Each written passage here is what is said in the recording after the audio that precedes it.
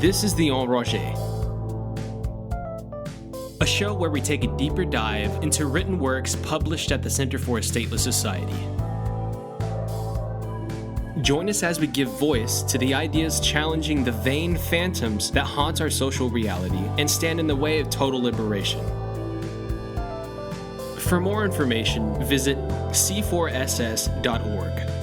And to support this show or any of the other projects happening at the Center, please visit patreon.com/c4ss.org. Thank you for listening.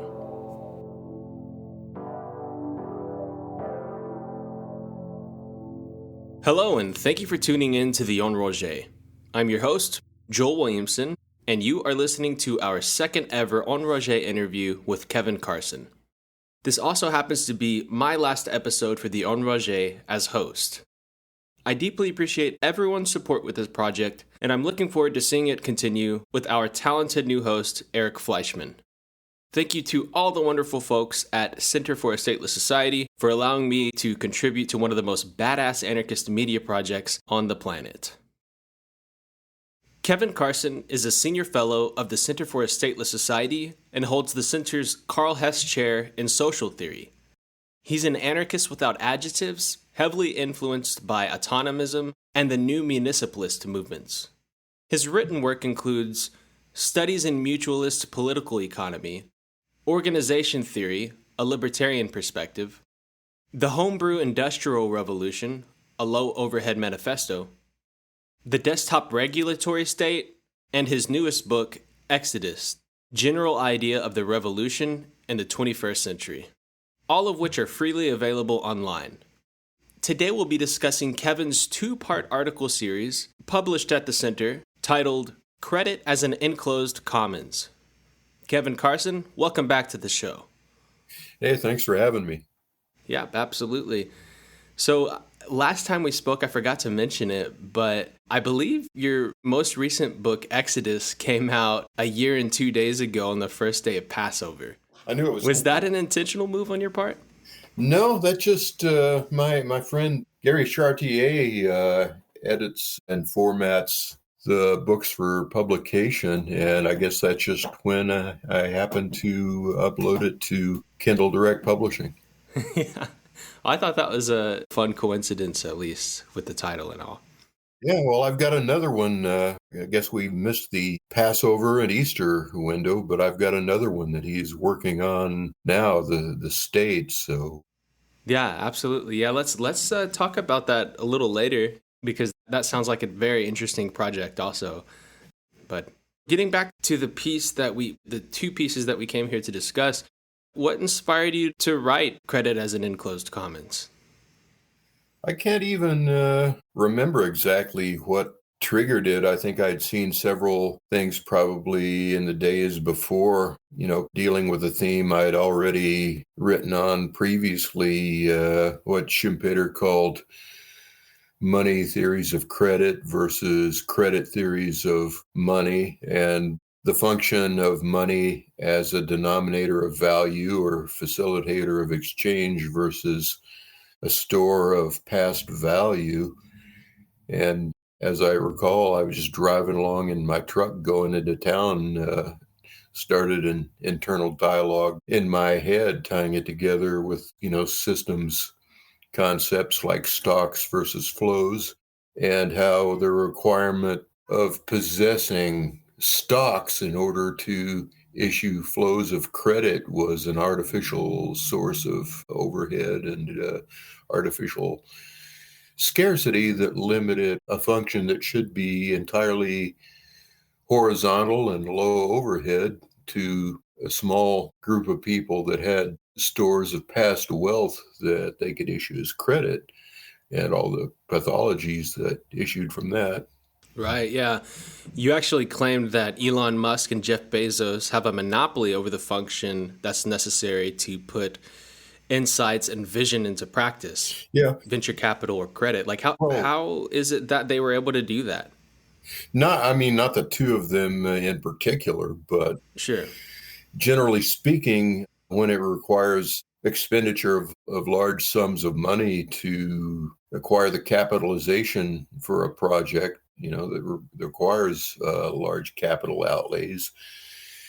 You can either generally get the credit from a venture capitalist who has the money themselves, or you can persuade a financial institution that has the money to lend you that your project is a worthy one. So right there, you've got two filters limiting the function of approving investments in large-scale capital projects to the possessors of wealth. Right, yeah. And enabling them to extract scarcity rents from the function of providing that credit. Mm-hmm. I believe it was in the first article, you also mentioned the expansion of the money supply. And I was just curious, what role does the Federal Reserve, if any, play in the process of or interact with credit as an enclosed commons? We've got a money system where the money supply is expanded by the Federal Reserve authorizing member banks to lend money into existence at interest at essentially no cost to themselves. Anytime the Federal Reserve buys securities from banks and deposits money in their accounts, they automatically have the funds with fractional reserve banking to issue a large amount of new credit at no cost to themselves. And any time the Fed reduces reserve requirements, the banks are overnight able to lend a larger amount of money into existence at no additional cost to themselves. So basically, the banks are creating money out of thin air, and they're doing so at interest.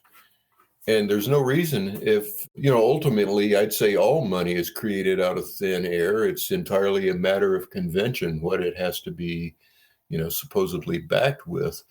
But if we're going to be creating money out of thin air, why not do it interest-free by depositing it into people's checking accounts as a basic income or citizens' dividend or something like that? Why is it automatically lent at interest instead? If the federal government's going to be running a deficit, why not just spend the money into existence instead of selling debt-bearing instruments to finance it? Right. The whole Hamiltonian system set up for the primary purpose of guaranteeing returns on investment assets through artificial scarcity. Right. So it seems that the function of financing production has been appropriated by a ruling class, essentially. And in the article, you say that this appropriation actually leads to or encourages the ownership over the means of production as well. How does that work? Well, I mean, the very fact that the investment function is limited to the possessors of existing wealth means that they're going to have ownership claims on what they finance, either because they're directly investing money that takes the form of equity in the enterprise, or because they control the credit spigot, issuing loans or buying bonds, which not only gives them a claim on future income streams, but gives them a sort of veto power based on their cultural affinity to absentee ownership and hierarchy. They're, just the cultural mindset that that's the proper way of doing things is reinforced when the capitalist class is in a position of approving or disapproving economic projects. Mm-hmm. So a big part of your article sort of challenges the popular idea, especially among right libertarians, that they're, quote, value providers, right?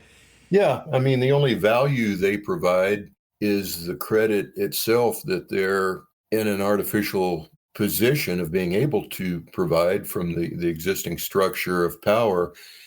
Every actual new idea was probably come up with by someone else.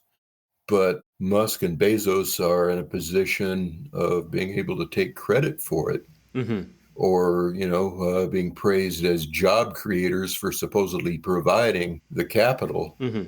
And they wind up being able to enclose that innovation within their corporate or financial walls and collect rent from it.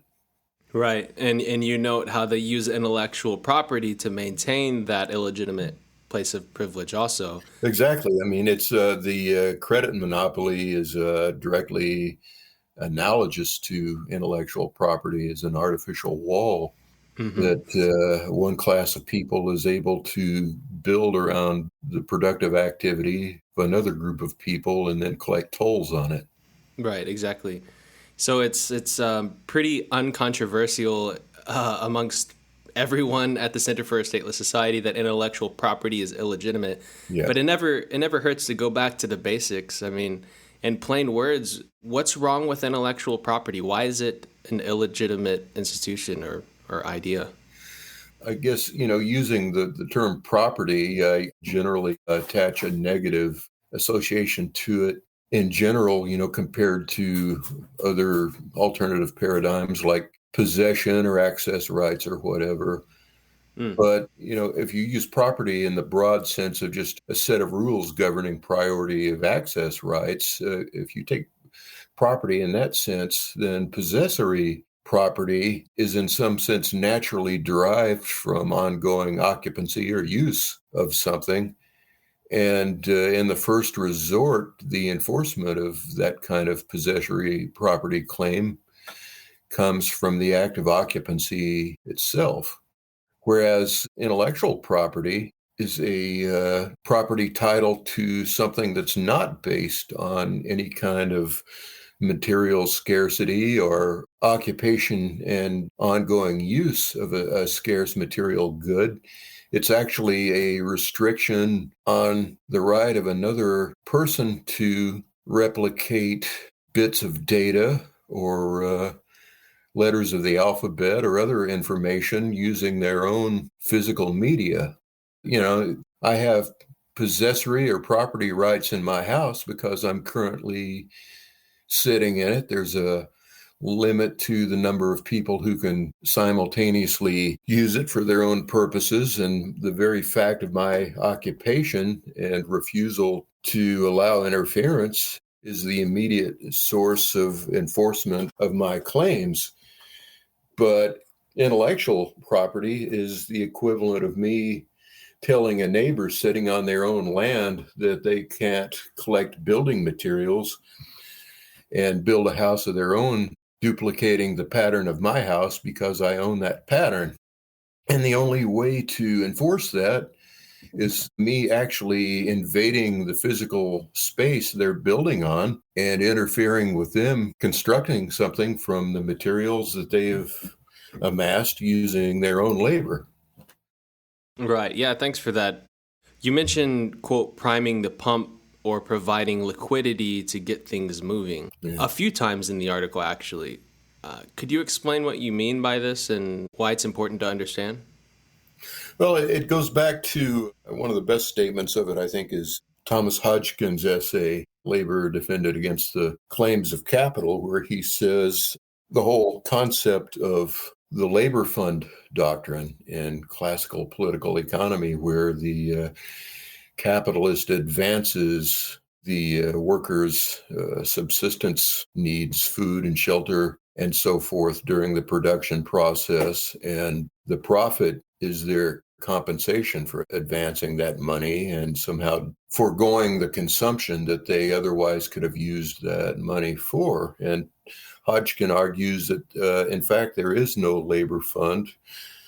What there is in reality is just different groups of workers advancing their own production streams to one another constantly. One group of workers is in the factory consuming food that's being simultaneously produced by another group of workers. So functionally, it's all just the workers advancing production streams to each other horizontally. And the capitalist is in a position of taking credit for this and claiming to be supplying a labor fund because of the money they have that gives them ownership chits over those ongoing production streams. But the thing could be organized horizontally on the authority of the workers themselves if it weren't for that credit monopoly that limits the supply of credit to people with stockpiles of past wealth. It's the same thing that I think Schumpeter made a similar argument under the heading of what he called credit theories of money. You also mentioned steam engine time. What's that? Yeah. Yeah, well, that's pretty much only tangentially related to the credit issue that I discussed in the first installment of that column. But in the second installment, I dealt with the fact that all these so-called innovations that are attributed to Bezos or Musk are not really all that innovative. They're just putting together off the shelf conceptual components that were already in existence. I mean, at the time Bezos came up with the idea for Amazon, just the basic concepts of an online marketplace, of point and click interface, of logistic systems automated with RFID chips and that sort of thing were already in existence. The logistics system had been pioneered a decade or two earlier by Walmart. And the same thing, with point click interface, online marketplace, and all that. They weren't original ideas. And the idea of putting them all together was not some, Newton or Einstein level of insight that only, one person in 100 years could have come up with. It was pretty obvious. Bezos's genius, if you want to call it that, was just being in a position where he could get the promoters funding together for it and actually coordinate the organization of something that probably half the science fiction authors in America had already thought of or envisioned. The term steam engine time itself comes from a phenomenon that's commonly observed in history, that a given invention seems to be developed by a number of different people at roughly the same time. The example I think of is calculus.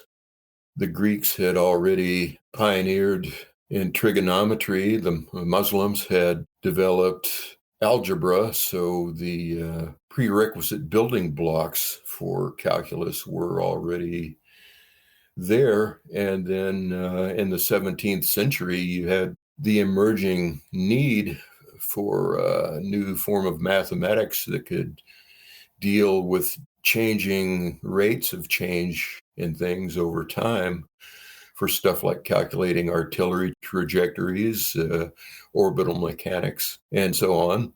And so once all the prerequisites were in place and once the emerging need was there, suddenly you had Newton and Leibniz and somebody in Japan whose name I forget at roughly the same time, all coming up with calculus at the same time. And that the same thing happens, with all the prerequisite components for the telephone or radio or whatever already being there, so that, multiple people, Marconi and Tesla, invented at the same time. They're basically just putting together off-the-shelf technological components that are the result of humanity's collective intellect. But Bezos, Musk, and their ilk are credited as being some kind of genius because they were in the position of financing the ideas of other people. So at the end of the first article, you make a historical reference to a group of landless peasants called the Diggers, who most should probably be familiar with. But they declared their landlord's property as null and void, as it was based on robbery. And the Diggers actually tore down the enclosures and began cultivating the land for themselves. And you wrote that we need to do this very thing, but with money. So practically speaking, what does that look like outside of experiments with things like cryptocurrencies? Well, one example David Graeber mentioned in debt was credit clearing systems at the medieval village level that were pretty widely adopted in medieval Europe in periods where there was no real specie currency or hard money in circulation. Before states imposed specie money on their societies, in a given village, everybody would just sort of run an open tab with everyone else and then periodically settle up and maybe pay whatever the outstanding difference was after everything canceled everything else out. So, at the very most, you might require a few percent of the total exchange value being exchanged in the form of actual hard money, if that. And there were almost always people running red ink balances with someone else all the time without any interest extraction being involved. Tom Greco came up in contemporary times with mutual credit clearing system working on the same basis, where everyone in the mutual credit clearing system has their own account that looks very much like a checking account and works the same as a checking account, where every time you sell a good or service to someone else in the system, your balance goes up. Every time you buy something from someone else in the system, your balance goes down. The difference is that people are allowed to run negative balances without any overdraft charge or anything like that. It varies from system to system, and the level of trust in a given system, how large the negative balances are allowed to be before somebody has to start putting money back into the system. But in principle, there's no need for hard money at all, because the whole purpose of the system is simply to facilitate the flows. The money is just a denominator of the economic flows being advanced back and forth, rather than something stored up from past activity. So I think it's the kind of thing already done on relatively small scales. There are credit systems on Greco's model that have proliferated all over the world in various communities, by the hundreds, but they're very limited in scale because they're working in a larger environment where the existing capitalist credit system has already preempted the field and has the backing of states and corporations and will crowd everything out. And it has network effects behind it. So, people are going to be pretty hesitant to sign up for systems. And when they do sign up for them, their participation is going to be fairly limited just because of the limited number of other people participating. There are still very minimal network effects in a mutual credit system, but it's something that is available as a technology for adopting on a larger scale when the old credit system has periodic recurring crises, or there are periods of large-scale unemployment and industrial stagnation, and ordinary producers need a way to get a livelihood from their own productive activity by interacting with other producers when the larger capitalist employment system is in depression. So I guess the crisis tendencies of late-stage capitalism are sort of the killer app for adoption of the alternative, just as a means of survival.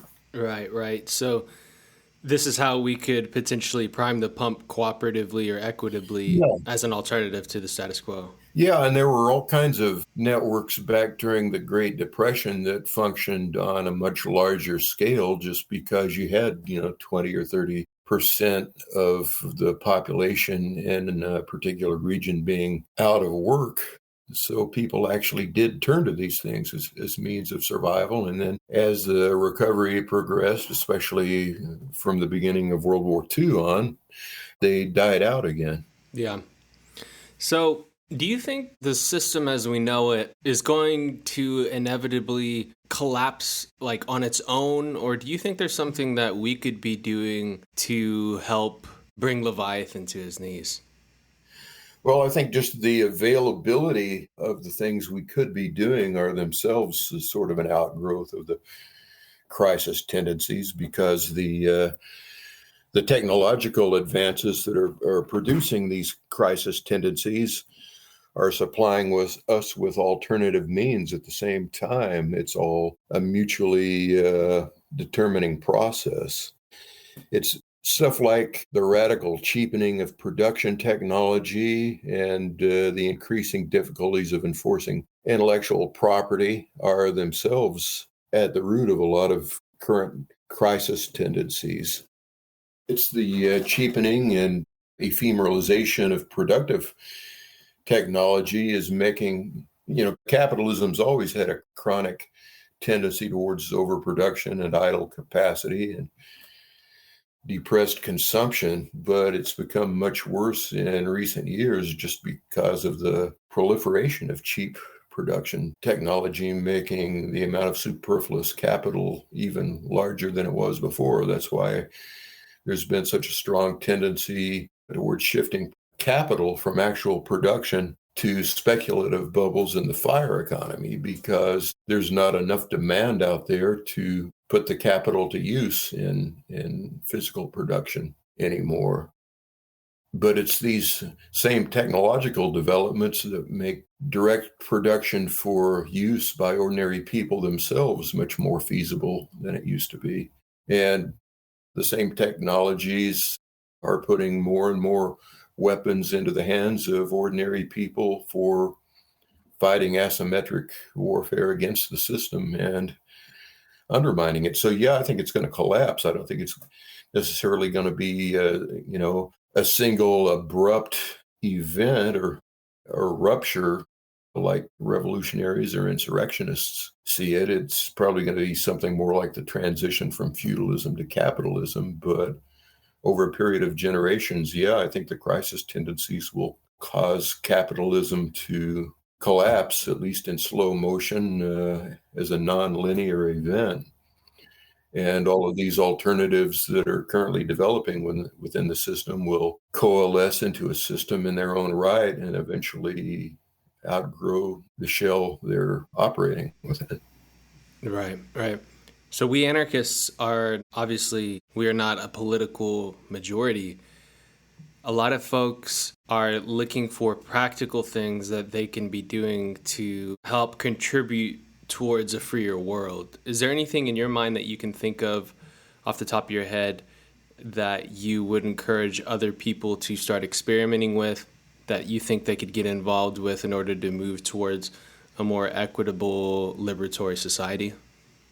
Well, I'm certainly in a privileged position compared to a lot of people because I at least, own a trailer free and clear on some rural land and grow a lot of my own food. So there's a limit to the downside I can suffer, or a limit to my exposure. But I'd say anyone that's in a position where they are able to should do as much as they can to do things like pay down debt, reduce the size of the income streams required to survive on an ongoing basis, find substitutes for inputs, either from their own activity or cooperatively with their neighbors, replace consumption of new goods as much as possible with used or recycled or whatever, and just give their support to local community institutions involved in the counter economy. And just become aware of things out there like, community land trusts, alternative currencies, hacker spaces, and micro manufacturing operations like open source ecology is a good example. There's just, 1,001 things out there already involved in creating the seeds of the new society. So become familiar with them. And whenever there's some opportunity to benefit from interacting with them, take advantage of it. Cool. I love it. So you mentioned earlier a new project. You made a Patreon post recently about it. What's the new book all about? Well, the book I just finished is called The State, Theory and Practice. The first part of it is starts with just a bare bones history of theories of the origin of the state and drawing conclusions largely based on Graeber and Scott. And then it's a series of chapters on different radical theories of the class nature of the state, Marxist theories, power elite theories, and so forth. The second part of the book is on the praxis of interaction with the state from an anarchist point of view.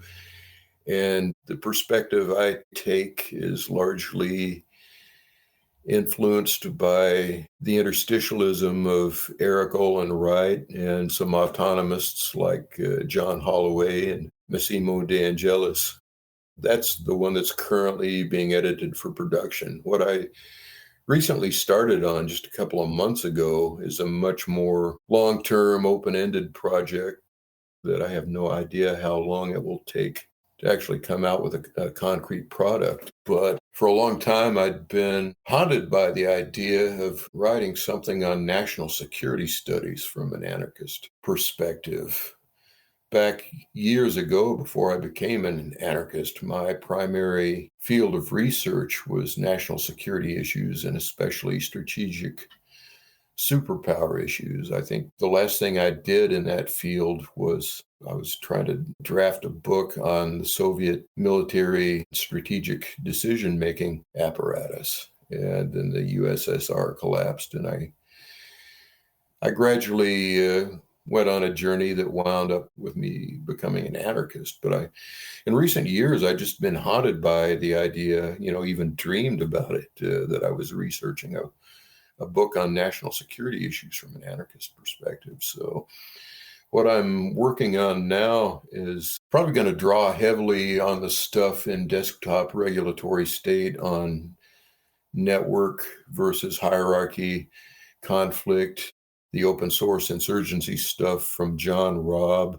the effect of low-cost area denial weaponry, assassin's mace weaponry, and the general shift in the correlation of forces being brought about, giving defending countries an advantage against aggressors and making global hegemony by any power impossible, making it harder for states to govern their own populations internally, that sort of thing. It's just still very vague and open-ended project, although I've broken it down into several subject headings that will probably become a tentative table of comments. I'm going to post about it on my Patreon probably in the next couple of days, just giving the tentative organization I've got so far and fleshing it out. But the actual reading involved in producing it is probably going to be a 2-year or longer project.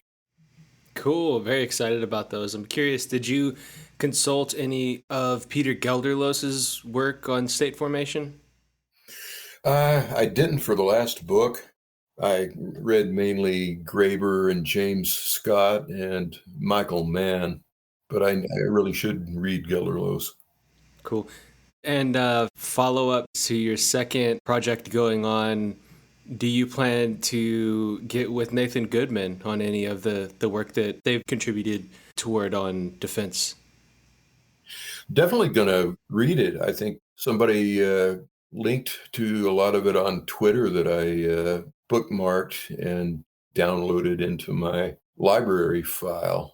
So it's definitely in the queue of things I need to look through, and then might wind up contacting Nathan if anything really clicks in there. Sweet. Cool. Well, I'm very excited about both of those projects. I can't wait for them to come out. It's just incredible how much work you're able to produce. It's kind of unbelievable, and we all appreciate your skill and ability to do that. Well, I really appreciate that. It helps that I'm self-employed and I can work from home, so I can devote several hours a day to the reading and that kind of thing. And I have a lot of good people supporting me, which I know is not easy in times like this. So I really appreciate that. Yeah. Well, in regards to anything that we've discussed to this point, is there anywhere in particular that you would point people toward if they want to learn more about some of the stuff we've discussed today? Well, I have a website, kevinacarson.org, that it links to all of my books up through Exodus, as well as my academia.edu page and I think my ResearchGate page. And I've got a Patreon where I post news of current updates on my writing projects that you can read. Everything's open to the public. There aren't any locked posts. Patreon.com/Kevin Carson. So between those two places, most of what I currently write can access. I write at C4SS periodically, not as often as I used to, but I occasionally do research studies, especially, and may spin off a few more of those as an offshoot of the current project I'm working on. Cool. What is your handle on Twitter? Oh, C post-capitalism, all one word. So that account is about half serious political and economic commentary and half shit posting. So follow at your own risk. We love to see it. And your Patreon, did you say what the link to that was, or? Yeah, patreon.com/Kevin Carson. Cool. Well, thank you so much, Kevin Carson, for joining me today. I'm so thankful that Center for a Stateless Society has you on the team, and I just can't wait for your future work. And hope you have a good rest of your day, and talk to you soon. Well, I'm very thankful they have me on their team too, and I appreciate you having me. For sure, Kevin. Well, don't be a stranger, and good luck out there. Thanks a lot. You take care. You too. Goodbye. Bye.